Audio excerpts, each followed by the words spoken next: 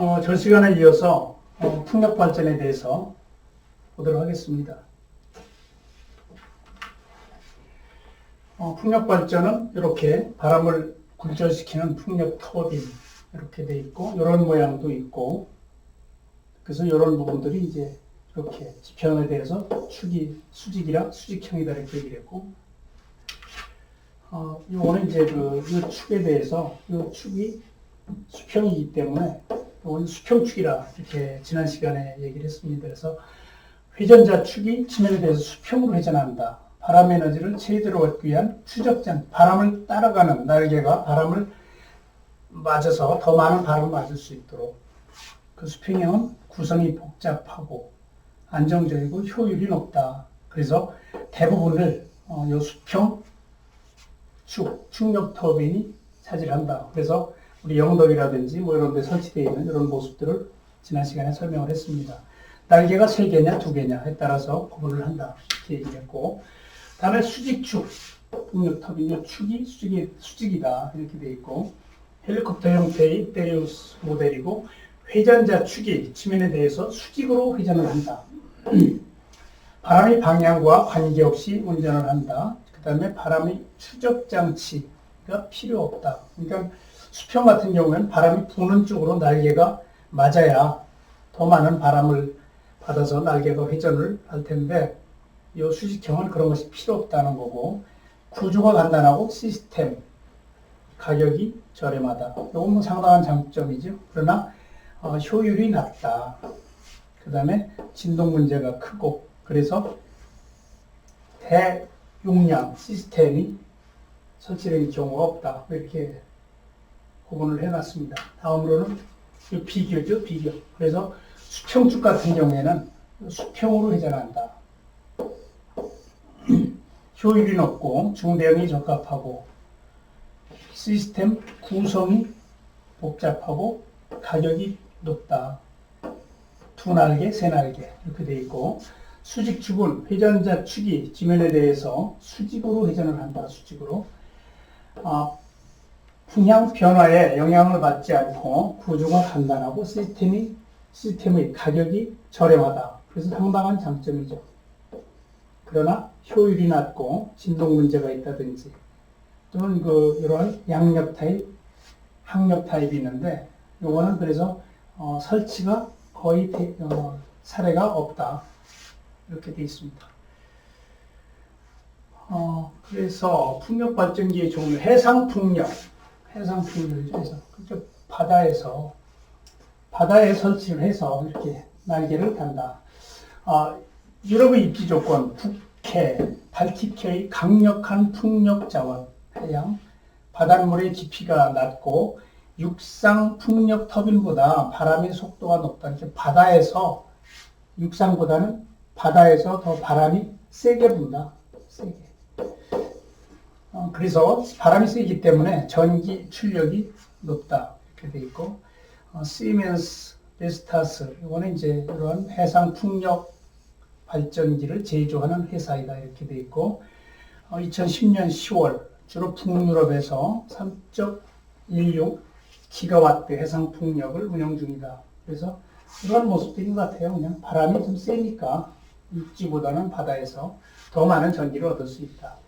근데 이제 깊이가 이런 것들이 이제 낮아야 되는 거죠. 이게 깊으면 설치하기가 상당히 힘들기 때문에. 어쨌든 해상 풍력을 이 정도 보시고 다음으로는 스웨덴 남서안 10km 지점에 위치한 그러한 풍력 발전을 사진으로 보고 있습니다. 바람의 속도가 8에서 10m 되면 상당히 센 거죠. 바람이 센 거. 여러분들 뭐 이렇게 보면은 뉴스에서 바람이 70kW다 이런 얘기를 해요. 자, 70km 시간당이죠. 그러면 70km면 우리가 이제 자동차 주행 속도가 60, 70 일반적으로 지하철 정도도 적정될 것 같고 그럼 이걸 어떻게 그러면 우리가 이제 뭐 초속 몇 미터다 이런 거를 계산을 하려면 이거 어떻게 해야 되죠? 70kW면 70 킬로미터니까 메타로 고치면 1000이죠. 1000메타죠. 그러면 7만 메타네. 그럼 시간을 초당으로 하려면 3,600으로 나누면, 그러면 7만 나누기 3,600, 얼마 됩니까? 이게 72,000이면 20m/s가 될 텐데, 한 18, 19, 이 정도 되겠네요. 그죠? 그래서 이런 거, 70km, 시간당 70km다 그러면은, 초속으로 따지면 한 18m 정도? 근데 바람이 상당히 센 거죠. 18m. 우리가 태풍이 왔을 때, 순간 풍속이 30m/s다. 또 25m/s다. 이렇게 되면 해안가에 있는 유리창, 아파트 유리창이 깨지고 그런 정도니까. 근데 여기에서 바람의 속도 8에서 10m라면 상당히 1초에 10m 바람이 지나간다. 이건 우리가 걸을 수는 있지만 우산 같은 건 쓸 수가 없는 그런 속도인데 상당히 빠르죠. 그러니까 용량은 110메가와트 해서 48개. 요거는 이제 스웨덴에 설치되어 있는 사진이기 때문에 이렇게 48개가 설치가 되어 있다. 스웨덴의 최대 해상 풍력단지이고 6만 가정에 전기를 공급한다. 6만 가정. 6만 세대. 그 다음에 로타 직경이 93m. 높이가 115m.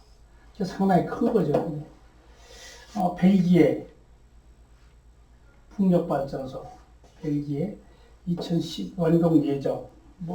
이런 것들이 벨기에도 설치가 된다. 이런 얘기가 있습니다.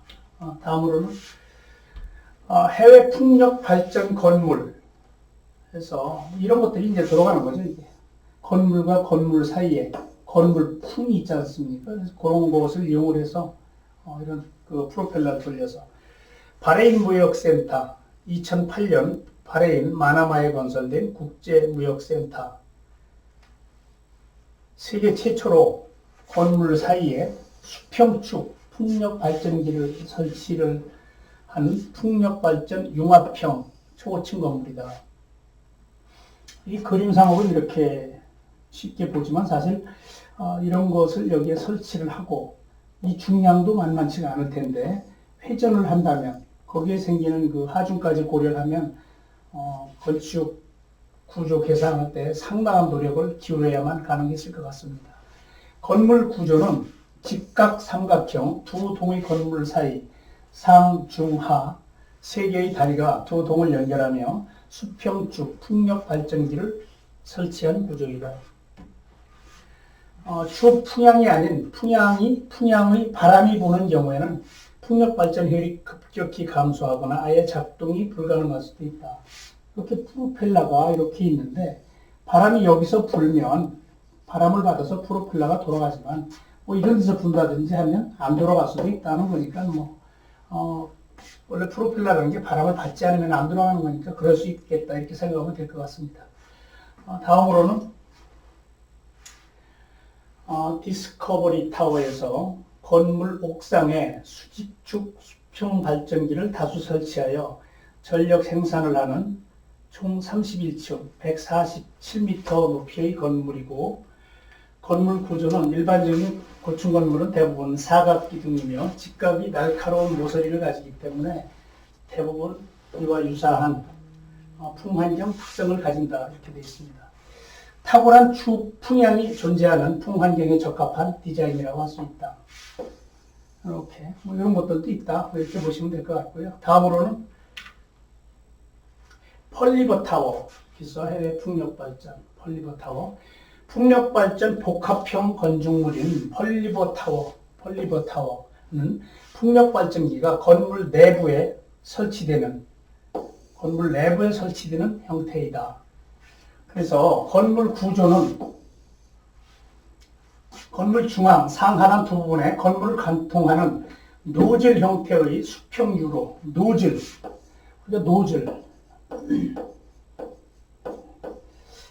이게 노즐 우리가 어디서 볼 수 있을까요? 이제 가장 일반적으로 볼 수 있는 게 노즐.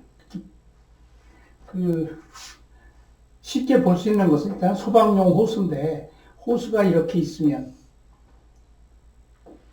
여기서 물을 틀면 이렇게 그냥 나가겠죠. 근데 여기서 이렇게 나가는 구멍을 좁혀주면 물이 이렇게 봉처럼 멀리까지 갈 수가 있죠. 그래서 옥내 소화전 같은 경우에 이렇게 25mm 정도의 25mm 정도만 거기에서 이 구멍 닿게 하면 물이 멀리까지 이렇게 좀 뻗쳐주는. 그러니까 우리가 화단에 물 줄 때 호수의 끄트머리를 이렇게 면적을 줄여주면 물이 이렇게 앞으로 뻗치는 그런 부분도 마찬가지죠. 그래서 건물에 이렇게 통로를 줘서, 이런 통로를 줘서 바람이 이렇게 지나가도록 하면 여기까지 왔던 바람보다는, 이쪽에 왔던 바람보다는 더 세게 지나가겠죠. 수평 유로를 설치해서 풍속을 가속시킴으로써 풍력 발전에 유리한 풍환경을 만드는 아이디어가 적용이 되었다. 이렇게 건물이 있으면 이렇게 구멍을 내서 여기를 통과하게 되면 이렇게 왔던 것들이 빠져나갔는데 단면적이 작으니까 속도가 빨라지죠. 정면풍의 경우에는 건물 내부 노즐형 유로에 의해 풍속이 가속되지만 그 반대인 경우에는 역효과가 발생할 수 있다. 여기서 올 때는 괜찮은데 이쪽 빨라지는데 이쪽에서 올 경우에는 이제 구멍이 작으니까 이쪽으로 나오는 바람 자체가 적죠. 풍향의 결정적인 제한을 받는 구조이다. 그래서 풍력 발전, 펄리버 타워에는 이런 시스템이 적용이 되어 있는데 특징은 이런 것이고 그 다음에 이렇게 적용할 수 있는 것도 뭐 제한적일 수 있겠다. 이렇게 보면 될 것 같습니다. 영국 아파트 타워. 옥상부에 이렇게 옥상부에 수평축 풍력 발전기를 내부 장착한 형태이다. 세 개의 풍력 발전기는 건물 조명에 사용될 전기를 생산하게 된다. 여기서 만드는 전기로 이 조명을 쓴다. 이렇게 되어 있고, 이 타워는 자체 전력 사용량의 40%를 신재생 발전으로 충당하도록 설계된 신재생 건축물이다. 되어 있습니다. 그 신재생이 풍력 말고도 뭐 다른 게 있을 수 있죠.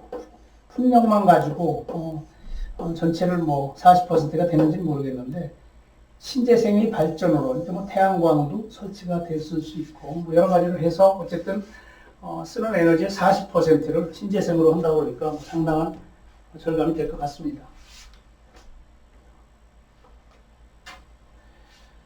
풍력발전이 건물 적용해서 국내 풍력발전 건물 제천 하수 처리장에 이런 것들이 달려있다. 그 다음에 이건 대불 하수 처리장 이런 것들이 달려있다. 국내 환경기초시설 내 풍력 설치 사례해서 대불 하수 처리장 해서 설비 용량은 750kW, 발전량은 540MW per 년이네, 요거는. 위치는 전라남도 영암에서 2010년에 준공이 되어 있고, 이게 높이가 70m라는 거예요. 이제 옆에서 보는 것보다는 상당히 크다. 그죠? 바람 풍향이 잘 바뀐다. 중형 풍년이고, 큰 문제 없이 잘 운행된다. 이렇게 되어 있습니다. 여기 56,000 하수처리장에 56,000 미터 삼승포 대예요. 하루에 56,000 톤의 하수를 처리하는 하수처리장에 요거는 이제 그 하수처리장의 용량이고 이거는 뭐 전기 생산량하고 상관은 없지만 하수처리 용량은 이 정도 되고 전기 용량은 요 정도다. 이렇게 보면 될 것 같고 다음에 제천 하수처리장 여기는 7만 리터 삼성 7만 톤의 하수를 처리한다. 그리고 여기는 발전량이 10이다. 그러니까 이거보다는 상당히 용량이 적은 거죠. 0.6 m/s. 그러니까 바람이 0.6m 플러스 1초에 0.6m 정도. 그러니까 1초에 0.6m 부채질하는 정도가 되나요? 1초에 60cm 움직이는 정도의 바람. 요걸로도 이제 전기 생산이 가능하다. 그러나 뭐 용량 자체가 너무 작으니까 이건 뭐 크게 의미는 없을 것 같습니다. 수직형 저소음형이다. 수직형이니까 발전 효율이 낮다. 이렇게 설명을 하고 있습니다. 다음으로는 이제 풍력은 거기까지이고 다음은 바이오 에너지예요. 바이오 에너지. 바이오 에너지도 좀 관심을 가질 만하죠. 사실은 바이오라는 것은 나무와 농작물 이런 거기서 나온 폐기물 이런 것들을 이제 사용하는 것이 바이오 에너지다 이렇게 보면 될 것 같아요. 이런 나무가 햇빛을 받으면 광합성 작용을 하고 그래서 뭐, 이 나무 연료라든지, 또는 뭐 이런 거 다, 이런 건지 뭐, 포도에서 나오는 알코올이라든지, 이런 뭐 옥수수 뭐 이런 것들이죠. 그래서 이런 것들은 이제 수학 과정이고, 바이오 연료는 뭐 다음 장을 한번 볼까요? 바이오 에너지는 이런 것들이다. 그래서 나무라든지 농작물, 쓰레기, 알코올 연료, 그다음에 쓰레기 매입제에서 나오는 이 가스. 에너지 농작물로서는 벽껍질, 사탕수수, 사탕무의 찌꺼기로 연료나 펄프의 원료인 이건 뭔지 모르겠네. 연료나 펄프, 그다음에 그 나무 이런 것들이 이제 이런 그 바이오의 연료로 사용이 된다 이렇게 돼 있고, 쓰레기는 음식, 석유 등의 유기부산물과 위험하지 않은 도시 고체 폐기물들. 그래서 이런 것들이 나오고서는 이런 것들이 그 가연물 중에서는 그 연소가 잘 되는 것들이죠. 옥수수, 쓰레기 매립자의 가스, 메탄가스죠. CH4. 보일러에 사용하기 위하여 저장된 후 건조되는 바이오매스 연료에서 이러한 쓰레기, 그리고 이제 포도에서 나오는 알코올 뭐 이런 것들인데, 다음 장을 보겠습니다. 바이오매스 전력 생산 기술 해서 화석연료를 사용하는 랭킨 사이클과 유사한 장치를 이용한다. 화석연료를 사용한다. 화석 연료나 천연가스, 기름 이런 것들을 연소시켜서 보일러에 물을 끓이고, 그 물을 끓이고 더 가열을 하게 되면 전기를 생산을 하고, 이 스팀이죠, 스팀. 이 전기가 터빈을 돌려서 전기를 생산을 하고, 그죠?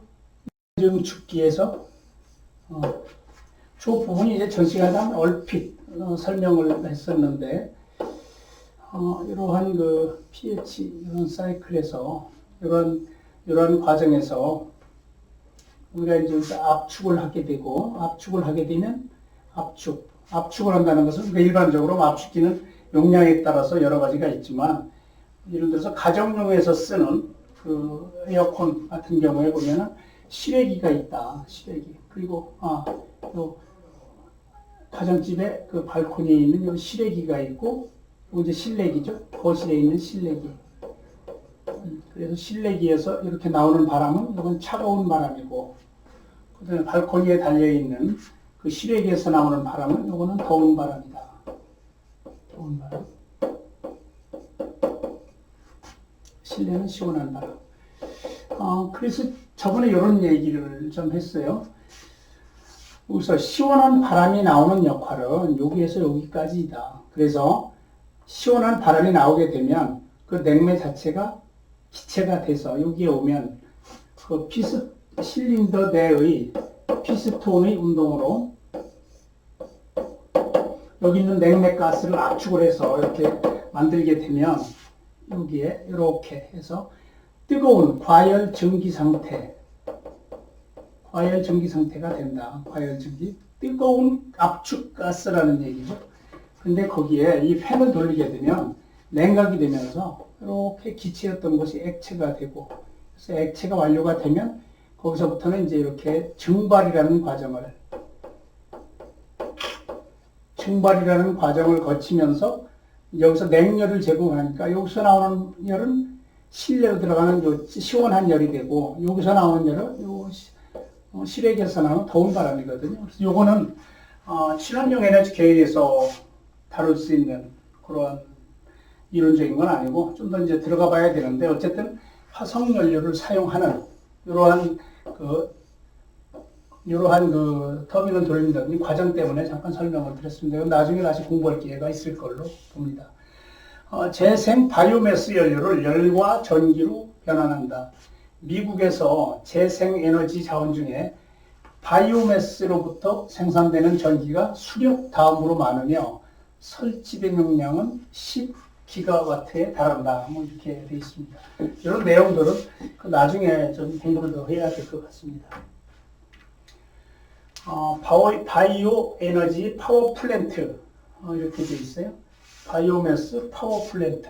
파워 플랜트에서 전기를 만든다. 그러면 아까 그런 과정이 다 필연적으로 들어가고, 거기에 들어가는 그 연료, 에너지가 LNG냐, 석탄이냐, 기름이냐, 뭐 이런 건데, 여기는 이제 이 주변에 이런 것들이죠. 뭐, 농작물, 부산물이라든지 쓰레기, 뭐 이런 것들을 가지고, 그 열을 얻어서 그 얻은 열로 보일러를 가동을 시키고, 거기에서 나오는 전기로 터빈을 돌려서 전기를 생산을 하고, 그러니까 이제 플랜트라는 표현을 쓰는 거죠.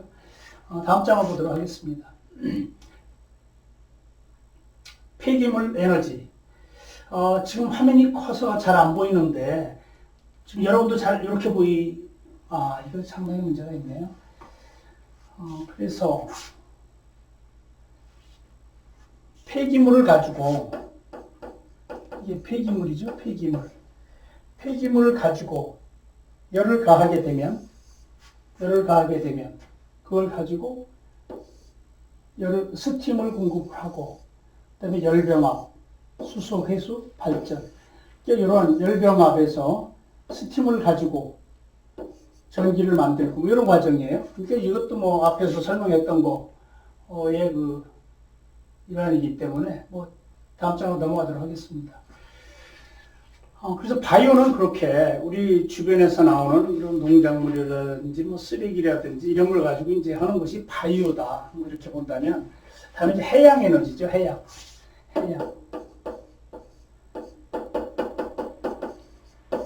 해양 에너지, 해양. 뭐 바다죠, 바다. 그래서 바다는 뭐가 있어요? 파도가 있고, 그 다음에 조석. 조석이 뭐야? 들어갔다 나왔다. 밀물과 썰물. 그 조류는 물의 흐름 형태. 그래서 물이 만약에 흘러간다면, 거기다 만약에 프로펠러를 달아놓으면 물의 힘에 의해서, 물레방아도 다 그런 거죠. 물의 힘에 의해서 이게 돌아간다. 돌아가면, 축이 회전하기 때문에 그 축을 가지고 뭐 이렇게 사용하는 거죠. 전기를 생산한다든지. 그 다음에 열 에너지는 온도 구배와 염수 구배.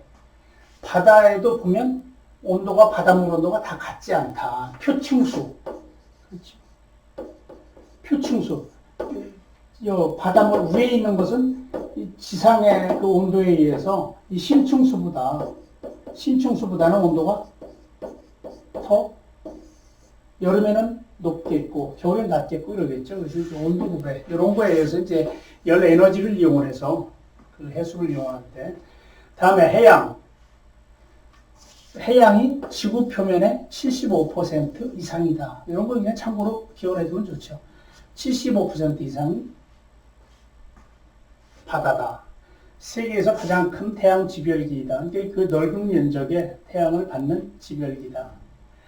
심층수와 표층수, 깊은 물과 그 표면물, 우리 온도 차이가 열 에너지를 생성을 하고, 해양에 획득된 열의 일부분만이 동력이 생산된다.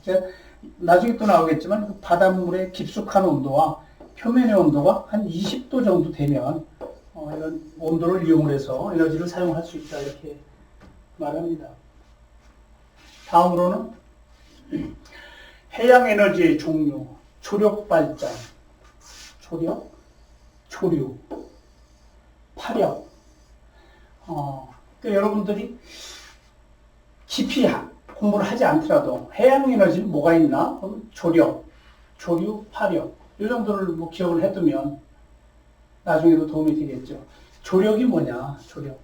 조석 간만의 차가 큰 만에 댐을 설치해서, 그러니까 물이 들어올 때 그걸 딱 받아서 댐에 가둔다는 거죠. 이렇게 물이 이렇게 들어왔다가 나중에 이쪽은 쭉 빠지지만, 이렇게 댐을 해놓으면 여기는 이제 물이 이렇게 해서 물이 차 있는데 이걸 딱 막아버리면 이쪽이 빠지더라도 이거는 이제 높이가 유지가 되죠. 그래서 물이 들어올 때 가두었다가 댐 내외의 수위차를 이용해서, 그래서 물이 빠진 다음에 여기와 여기 높이 차가 있으니까 이것을 이용을 해서 발전을 한다. 댐을 설치해야 되기 때문에 환경 부담이 크다. 그러나 발전 용량이 크다. 물이 들어올 때 딱 가둬놓고 그 가둬놓은 물하고 이 빠진 물의 높이 차를 이용해서, 그래서 이것을 조력이라고 한다. 조력. 이런 게 시험 내기가 쉽죠. 다음에 조류 발전. 바닷물이 세게 흐르는 곳, 이렇게 경사가 심한 곳 같은데, 그런데 예를 들어서 뭐 나야가라 폭포, 극단적이지만, 거기 물이 가다가 그냥 몇 미터나 되나? 50m 되나? 이 정도면 그냥 떨어지잖아요. 그럼 물의 힘이 파워가 상당하죠. 여기까지 올 때 보면 여기서 흐르는 물도 대단하거든요. 폭포수 앞에 이렇게 흐르는 걸 보면 아주 대단하단 말이에요. 그런 그 물의 힘을 이용하는 거죠. 바닷물이 세게 흐르는 곳에 바람개비처럼 이렇게 수차를 달아놓으면 이 수차가 사정없이 돌아가겠죠. 돌아가는, 발전하는 방식으로 유속이 초당 2m는 돼야 경제성이 있다. 1초에 2m. 아까 바람도 0.6m면 이렇게 그 전기를 생산했는데 물이 2m다. 그러면 여기 들어가서 우리가 중심 잡고 일어서기는 힘들 거예요. 그래서 이렇게 폭포로 가기 직전에 이런 경사가 급한 이런 곳은 상당히 물살이 세기 때문에 그러한 센 물살을 이용하는 것을 조류발전이라고 한다. 조력은 이렇게 댐물의 수위차, 조류는 물의 세기. 파력은 이건 파도의 힘을 이용하는 것이 파력이다. 이렇게 설명하고 있습니다. 아직 기술이 제대로 개발되지 않아 전 세계적으로 시작 단계이다. 우리나라에서는 파력발전소에 풍력발전기를 함께 설치하는 것도 연구 중이다. 뭐 연구 중이라니까 뭐 연구야. 그래서 이 파력, 파도가 치는 거죠. 파도. 그래서 이거 다음 장에 한번 볼까요? 조력발전. 그래서 댐을 막아서, 그렇죠? 댐을. 물이 들어올 때 이쪽에 가둬놓고 이쪽은 빠졌지만 여기하고 높이 차가 이제 이렇게 발생을 하는 거죠. 그래서 이것이 조력발전이다. 조수 간만과 수위차를 이용하는 발전 방식이다. 양방향 터빈을 사용하면 밀물과 썰물 사이에 들어갈 때도 돌고 나중에 돌게 되면 발전을 계속할 수 있다. 프랑스 랑스 조력발전소는 세계 유일한 산업용 조력발전소이다. 그래서 저수 간만의 차가 8.5에서 13.5m, 상당히 차이가 많이 나는 거죠. 그 240메가와트 동력을 생산한다. 이렇게 돼 있고, 1966년부터 가동을 하고, 이게 브리타니 지역의 90%의 전기를 공급을 한다. 캐나다 노바스코티아 강 입구에 위치한 조력발전소, 세계에서 가장 큰 직연료 스트레이트 플로우 터빈 재택에서 4,500가정이 충분한 전기량인 1년에 3천만 킬로와트를 생산한다. 이렇게 되어 있습니다. 다음 장을 보면, 이제 그 조류, 이거는 이제 그림에서도 충분히 설명이 되는데, 파력이죠. 파도의 힘. 일반적으로 수심이 40m 이상인 깊은 곳, 물이 적당하다. 이 파력, 파도의 힘이니까. 스코틀랜드 물리학자 스테픈 셀터가 보아하는 셀터덕에서 플로트 파력 에너지, 변환장치 하나, 플로트 부분이 조화운동에 의해서 전기를 생산을 한다. 플로트가 뭐예요? F-L-O-T, 플로트, 떠있는 이것을 이용해서 어떤 것인지 한번 다음 장을 보도록 하겠습니다. 예를 들어서 해양에너지용 종류의 파력 발전을 보면 파도가 치게 되면 이렇게 와서 물이 이렇게 올라가겠죠, 위쪽으로. 내미는 힘이 있고, 그 다음에 이제 그 파도가 밀려나갔더니 이렇게 빠지는 힘. 그래서 이런 걸 가지고 이제 그 전기를 생산한다. 파도가 쳐서 이렇게 위로 밀어줄 때, 또 내려올 때. 다음 장을 보도록 하겠습니다. 다음에 이제 해양에너지 종류에서 조류발전, 이렇게 보면 풍력발전소와 유사하게 수중에 열을 지어서 이제 계속 이렇게 한다는 거죠. 이렇게. 열을 이렇게. 오와 열 할 때 열을 지어서 배열을 한다. 그 다음에 그 물살의 속도가 2m에서 3m per sec. 아까 그 조력 발전을 하려면 그 물의 속도가 2m per sec라고 얘기했죠. 2m. 그러니까 2m per sec면 1초에 2m 정도 되기 때문에 상당히 빠른 물살이죠. 물살. 그래서 거기에서는 제곱미터당 4에서 13kW의 전기를 생산한다. 상당히 많은 그 에너지를 얻는다. 이렇게 보면 될 것 같고, 조류 속도가 3m per sec 이상이면 블레이드가 뭐 날개죠. 블레이드에 과도한 응력을 유발한다. 너무 빨라도 이 날개가 너무 힘을 받는다. 과도하게 스트레스 받는다. 속도가 낮으면 블레이드, 날개는 안전하지만 경제성이 떨어진다. 당연히 그런 얘기 나올 것 같고. 다음에 해안 조류가 3.6에서 4.9노트 해서 6.7에서 9km per hour인 장소에서 최적으로 운영을 한다. 조류 속도가 이렇게. 그러니까 6.7km. 그냥 7km라면 몇 미터죠? 7,000m죠? 7,000m. 7,000m. 시간당이니까 이렇게 해서 보면은 초당으로 하면은 얘는 7,200m다. 그러면 3,600 하면은 뭐야? 2m? 요거 이제 세크죠. 초죠. 그냥 세크. 아이고. 1시간이니까 시간은 분으로 하면 60, 초로 하면 60, 66, 36 해서 3,600. 그래서 이렇게 한다면 만약에 7,200을 1시간에 7.2km라고 한다면 2m per sec이다. 초당 물의 속도가 2m per sec인 곳에서, 그러니까 이게 7.2km면은 2m거든요. 그러니까 뭐 1.89에서 한 뭐 2.56 정도까지 뭐 계산해 봐야 되겠지만 그 정도에서 그 물살이 있을 때 최적으로 운영을 한다. 이렇게 설명이 되어 있고, 이상적인 위치는 수심이 2, 30m. 그러니까 조류 발전은 바람의 속도는 2, 3m per sec. 그 다음에 그 수심은 20에서 30m per sec. 이런 정도에서 적절하구나. 뭐 이렇게 보면 될 것 같습니다. 이렇게. 다음 장을 보도록 하겠습니다. 해양에너지 종류에서 온도차 발전. 아까도 설명을 했던 것처럼 표층수하고 표면하고 그 바닷속 깊은 곳은 온도차가 있다. 그래서 지구 해양에 저장된 열 에너지를 사용하여 전기를 생산한다. 온도차를 가지고 해양 온도를 표층수, 요거, 그 다음에 심층수. 표층수가 아무래도 뭐 이렇게 지구 표면과 하기 때문에 이게 더운 부분이 되고 우리가 찬 부분이다 이렇게 설명을 하고, 온도차가 20도일 때 최적의 조건으로 작동한다. 그러니까 그 바닷물의 온도를 이용을 해서 전기를 생산할 때는 바다 그 표층수와 심층수의 온도차가 20도일 때 최적이다. 이렇게 이해하면 될 것 같고요. 열대 해역, 남회기선과 북회기선 사이 부근에서 존재한다. 그러니까 요 20도를 얻기가 쉽지 않구나. 뭐 이렇게 보면 될 것 같습니다. 그래서 여기 그림을 보면 요런 데는 네스덴이니까 18도가 안 된다. 18도가 이하. 그리고 요런 부분이 18에서 20도. 요가 20에서 22도. 요가 22에서 24. 요거는 24 이상. 요거는 뭐야? 바닷물 깊이가 1000m. 네스덴 1000m보다는 얕다는 거네. 1000m보다 얕은 경우.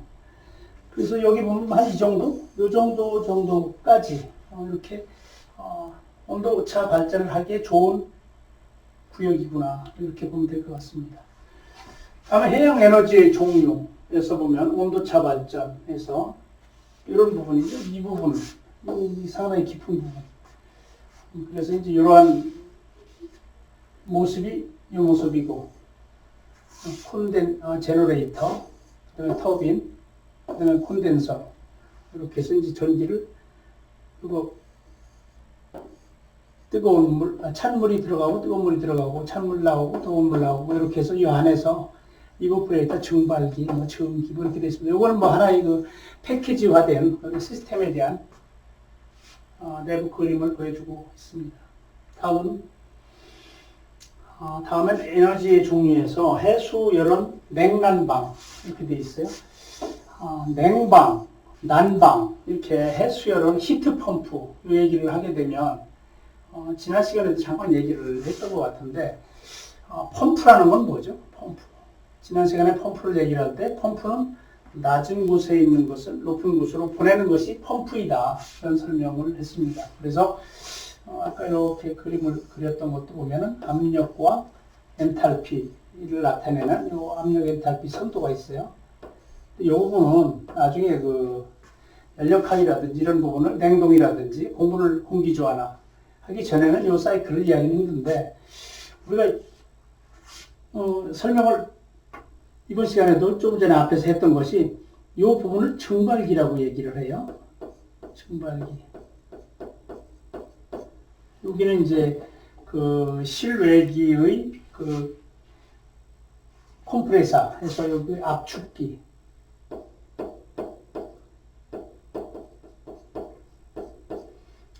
다음에 이제 그 실외기에서 그 팬을 돌려서 더운 바람을 내게 하는 이 부분이 응축기입니다. 응축기, 콘덴서. 응축기고, 요가 이제 그 팽창 밸브다. 이렇게 돼 있는데, 우리가 지열을 가지고 난방을 한다. 그럼 여름 같은 경우에 우리가 이제 그 실내기가 이렇게 있고, 실외기가 이렇게 있어요. 실외기가 있는데, 그래서 가정용 같은 경우에는 이렇게 공기에 의해서 냉각을 하는, 공기에 의해서 요 열을 덮이는, 응축기의 열을 덮이는 이것을 공냉시라고 얘기를 합니다. 공냉시. 공기에 의해서 냉각을 시키니까 공냉식이다. 그런데 건물의 규모가 크게 되면, 이 큰 건물이다. 30층짜리 건물이다. 그럼 여기에 냉방을 하기 위해서는 이런 것을 가정용에서 쓰는 이런 소규모를 갖다가 공냉식을 사용을 하게 되면 용량이 상당히 커지게 되죠. 그래서 여러분들이 이제 건물 같은 데 보면 위에 냉각탑이라는 게 있습니다. 냉각탑.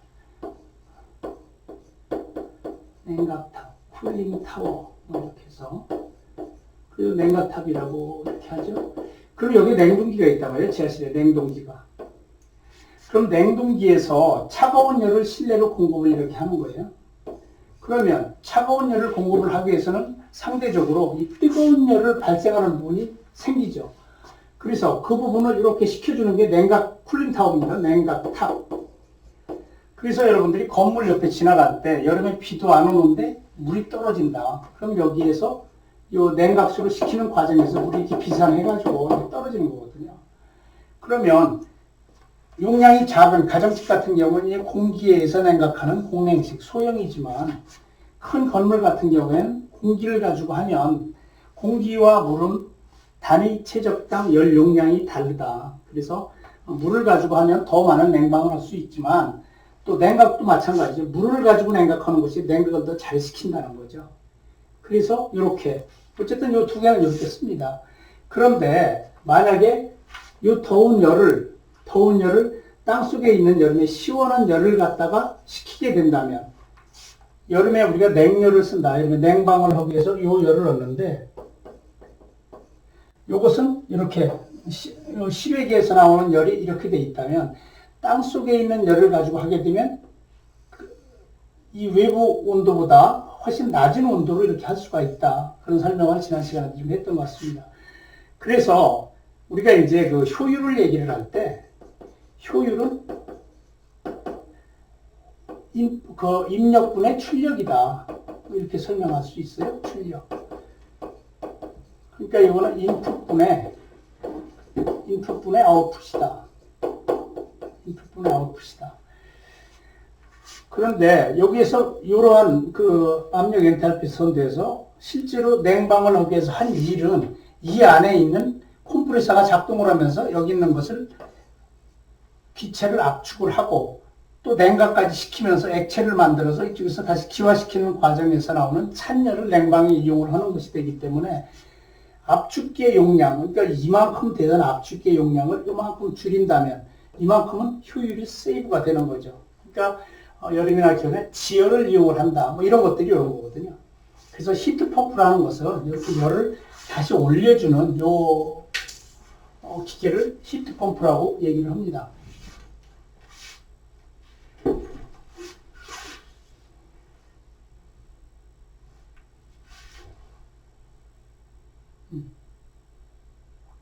됐습니다. 그래서 해수열온 히트펌프는 구동하여 냉난방 및 급탕에 이용을 한다. 뭐 이런 것이고, 그래서 설치 사례는 뭐 노르웨이 오슬로에 있다 이렇게 돼 있고, 해수용 히트펌프 시스템 설치 사례로는 노르웨이 오슬로시가 대표적이다. 그래서 이러한 지역에서 이 마을에 이런 정도 시스템이 이 시스템이 이러한 열을 감당하고 있다, 책임지고 있다. 그래서 해안면으로 130m 지점, 수심 40m에서 50mm 플라스틱 관으로 5도 이상인 하수를 지수에 공급하고 있다. 이렇게 돼 있고, 이렇게 물을 가져다가 이렇게 쓴다. 이런 얘기입니다. 다음 장 보도록 하겠습니다. 국내 사례로 한국해양대학교의 해양심층수연구센터에서 바닷물 깊은 곳에 배관을 연결을 해서 거기 있는 물을 가져와서 이제 사용을 하는 거죠.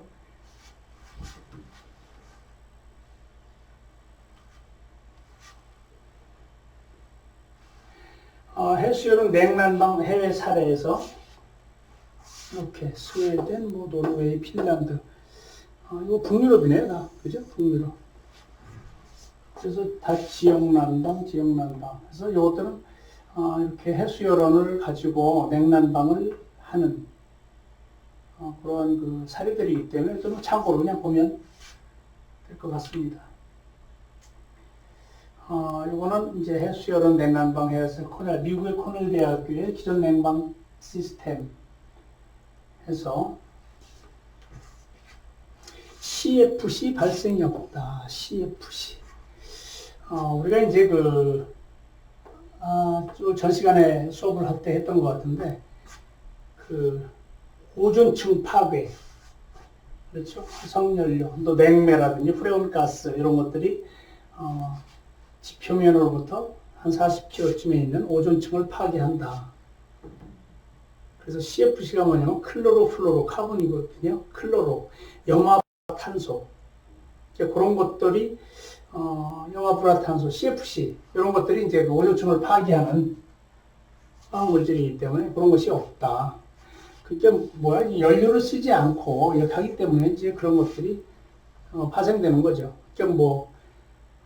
탄소 배출량이 적어진다 뭐 이런 거죠. 그 다음에 재생에너지, 에너지 효율성은 80%의 에너지를 절약을 한다. 이건 어느 정도로 도입을 하느냐의 그 도입 비율에 따라서 달라지기 때문에 일률적으로는 80%다. 이런 큰 의미는 없을 것 같고, 어떤 에너지 절약적이다. 이거는 공감할 수 있죠. 화석연료에 대한 의존도가 감소된다. 그 다음에 화석연료를 쓰지 않고, 이제 화석이라는 건 기름이라든지 석탄이라든지 가스라든지 그것이 줄어드니까 공기 오염이나 산성비가 줄어들게 되고 지구온난화 영향이 감소한다. 장기적으로 경제성은 냉각기의 수명이 커진다. 에너지 비용이 절감된다. 이런 얘기입니다. 그래서 워터 템프가 41도 파렌하이트, 표면은 56도, 그러니까 15도 정도, 15도 정도의 F면은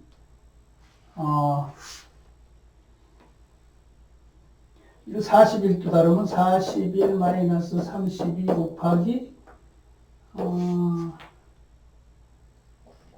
41, 5분의 9인가? 화씨섭씨, 그죠? 화씨섭씨 환산을 할 때 40분의 9분의 5? 9분의 5네, 9분의 5. 41도면 30도 빼면 이게 얼마입니까? 9죠? 9, 5면 5도네, 5도씨. 이렇게 되면 5도씨. 이게 41도 F라고 하는 것은 사우스에스를 붙이면 5도C이다. 5도C. 요거는 56 빼기 32 하면 24 곱하기 5 하면 5, 4, 20, 120이고 나누기 9 하면 29, 19, 3, 9, 27 얼마야? 10, 한 13도? 3, 9, 27 한 13, 4도 이렇게 되는 것 같습니다. 그러니까 여기는 13, 4도 정도 되고 여기는 5도 정도다. 그걸 가지고 그 차를 이용을 해서 냉난방을 하는 그런 사례가 이렇게 보면 될 것 같습니다. 다음에는 해외 사례에서 토론토 호수 냉방 사례 있습니다. 호수에 이렇게 배관을 가지고 물을 끌어다가 호수냉방 적용으로 인한 효과. 그래서 호수냉방, 캐나다 토론토에서는 온타리오 호수의 물을 이용하여 프로젝트가 실시됐다. 그리고 2004년 8월부터 이 시스템을 통하여 냉방을 공급을 한다. 이 시스템은 지역 냉방과 도시 상수도 공급 시설을 동시에 연결하며 5만 8천 톤 규모이다. 이렇게 상당히 큰, 이게 큰 배관으로 물만 이렇게 끌어다 쓰면 온도차가 있기 때문에 어떤 형태로든지 간에 이용을 할 수가 있는 거죠.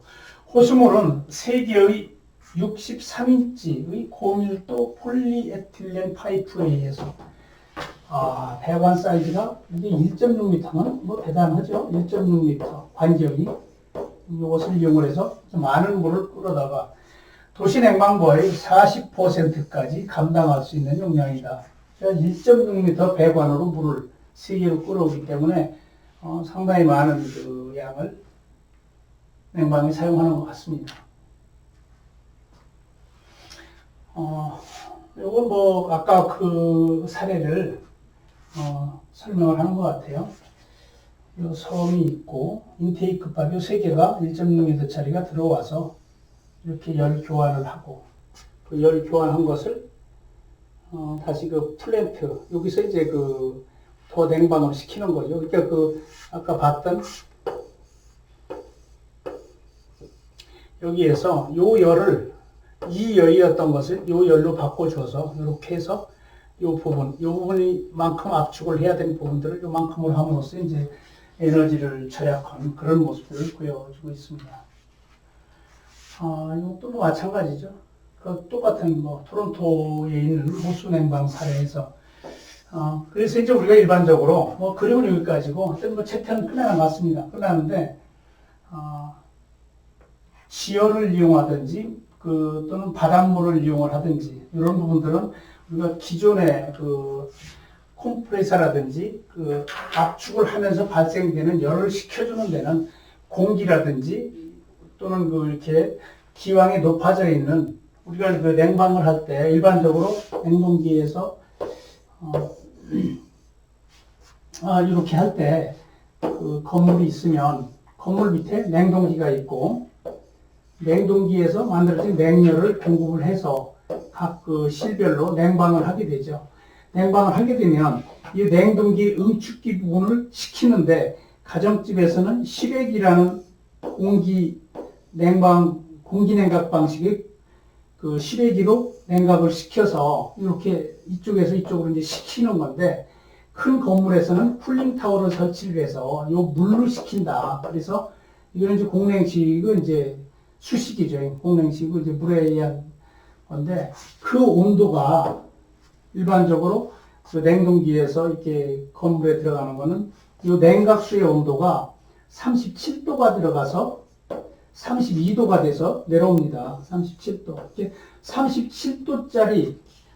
37도짜리 물이 32도로 이렇게 만들어서 냉각을 시키거든요.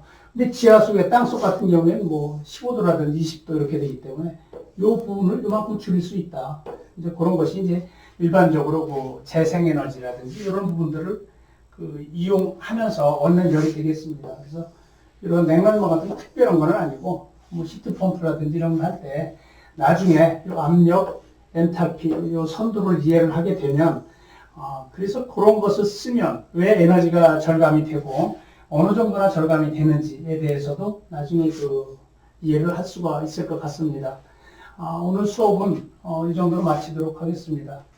좀 지루한 시간이 계속되고 있는데 조만간 좋은 날이 오면 같이 만나서 수업을 하도록 하겠습니다. 건강 조심하고 수업 열심히 하고 이 과제는 꼭 제출을 해서 성적을 받을 수 있도록 관심을 가져주시기 바랍니다. 네, 마치도록 하겠습니다.